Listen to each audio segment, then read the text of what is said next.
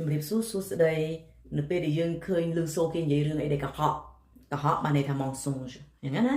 donc mentir le verbe mentir et le nom c'est un mensonge យើងទៅជាមួយគ្នាអញ្ចឹងយើងដឹងថាម្នាក់ហ្នឹងគាត់និយាយកុហកហើយអញ្ចឹងដើម្បីយើងគាត់ហ្នឹងឬក៏យើងប្រាប់តទៀតយើងថា mais lui il raconte des salades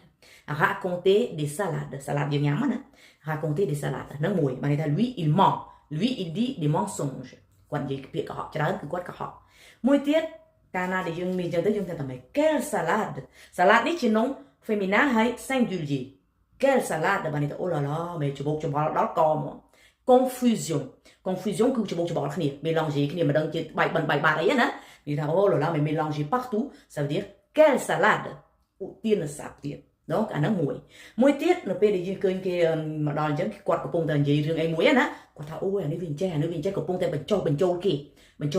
យើងថា lui il essaye ça bon de vendre sa salade សាកល្បងដើម្បីលក់សាឡាត់របស់គាត់អញ្ចឹងមិនមែនអញ្ចឹងទេបានន័យថាសាកល្បងបញ្ចុះបញ្ចូលគេហ្នឹងបញ្ចូលនរណាម្នាក់ il essaye de vendre la salade